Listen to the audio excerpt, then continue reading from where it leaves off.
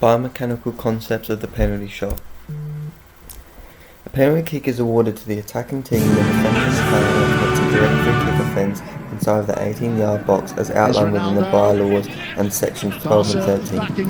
The procedure of a penalty kick is the ball is placed stationally on the penalty mark. The only players allowed within the 18-yard area are the goalkeeper and the attacker taking the penalty. The goalkeeper must be on their goal line until the ball is kicked. Due to the forceful and explosive nature of the skill, there are various skill-related fitness components used throughout the penalty kick. This is shown with static and dynamic balance, which is the main part of the motor skill, especially when maintaining coordination and power. The penalty is classified as an open skill as it externally paced and is unpredictable environment that forces the performer to respond in a variety of ways. Additionally, the penalty kick is discrete as it has a clear beginning and end. The start of the process is the placement of the ball and the steps back towards the shooter's starting position, followed by the run-up and the strike of the ball towards the goal to finish. There are three stages of learning: the cognitive phase, the associative phase, and the autonomous phase. The cognitive stage, which is where movements are slow, inconsistent, or inefficient, and there are many large errors made and external feedback is required for improvement, usually a short stage of learning with rapid progress. The associative stage is considered the practice stage where improvements through trial and error are made. Skills start to become smoother and muscle memory supports performance improvements. This stage is also where people start to self-correct their errors and more technical skills are developed. The final stage, which is the autonomous phase, where movements are accurate, consistent, and efficient. Most movements are controlled automatically. The final stage is where a skilled player will be found as they have good technique with their motor concepts. For a soccer penalty kick, the characteristics differ depending on what stage of learning. For example, in the cognitive phase, balance would be incorrect, which would affect your run-up and foot placement when striking the ball. The techniques would vary from a professional run-up, foot placement, strike of the ball. The shooter may also be nervous or indecisive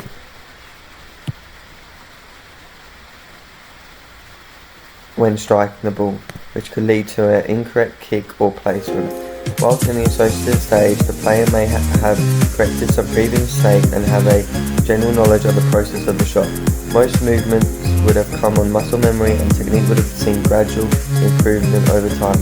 There may still be a few imperfections such as balance of stabilizing foot next to the ball, placement of the foot of the ball, incorrect line of gravity.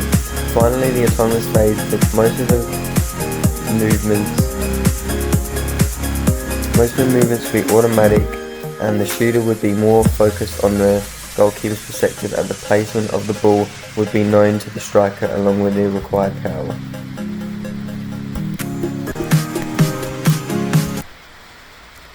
Force summation is a combination of forces produced by different parts of the body where a combination of muscle groups acts together to maximize the force created either sequentially or simultaneously.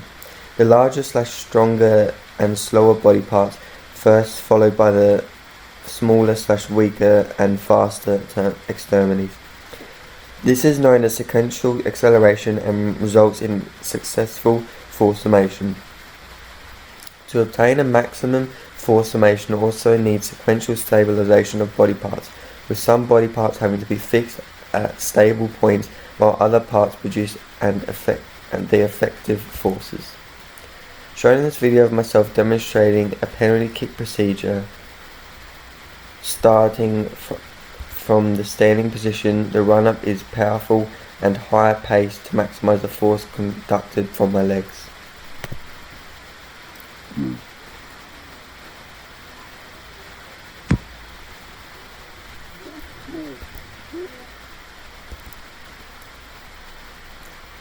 Here is a comparison of Ronaldo and myself taking a shot, attempting to get the most force but also staying accurate with the placement of the ball. Although building up this power is the main focus, it was necessary also staying accurate with the placement of the ball. Although building up this power is the main focus, it was necessary for me and Ronaldo to both hit the ball in the correct spot. By using the MyKicks football app, I was able to calculate my speed of my shot at 94 km per hour compared to Ronaldo, who can kick the ball at 130 km per hour. For the sporting application selected, critical aspect that contributes to this success is power. The faster the ball travels, the harder it is for the goalkeeper to stop, meaning the quicker the reactions of the goalkeeper will determine the outcome of the shot.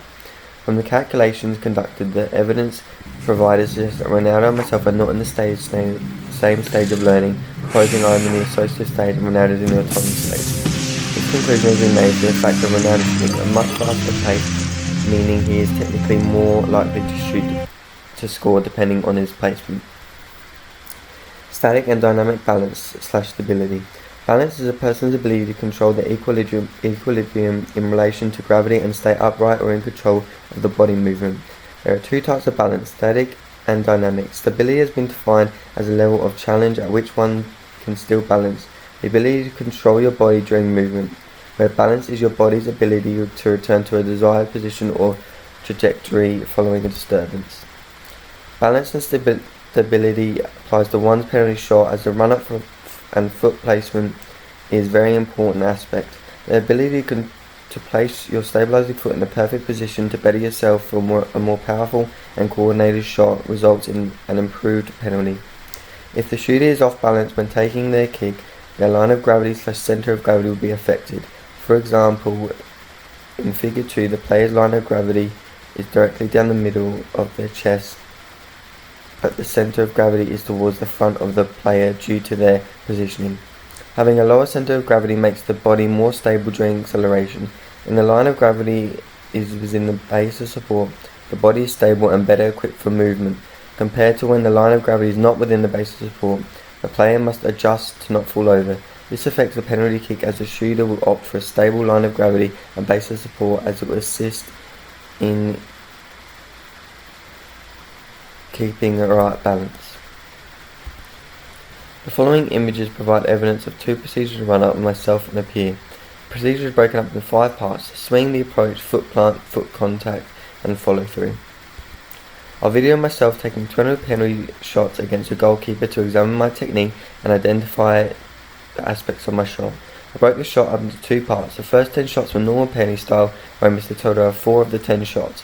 My technique was inconsistent when referring to my run-up in correlation towards the number of steps I took and my foot placement next to the ball. This very procedure made it difficult to analyse the next shots, as I had to continually assess the number of steps I needed to take and where to place my foot. These first 10 shots were also taken by my peer and my friend to compare our results afterwards.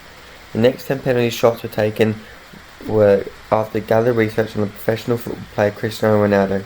The information collected was useful to analyse his technique and posture when taking a penalty, which I could then incorporate for further shots. Ronaldo has a set run-up style where he takes 5 steps back and 1 step to the left, as he is right-footed. His technique is executed on his tippy toes, which allows him to build up the required force from his legs to gain more power. From examining Ronaldo's style and run-up, I was able to adapt my current technique in relation with his, as shown in the second video. Laying to force summation in the second video, I was shooting with much more power, as I was striking the ball at the top of my foot on the metatarsal head instead of the side of my foot. This alteration was made from the gathered research on how to get the optimal power, was useful and effective.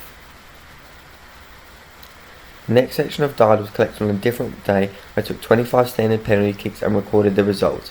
As shown in the diagram, my shots varied for each section, which tells me that I am constantly attempting to adjust the direction of my shot so that the goalkeeper cannot read where I am going.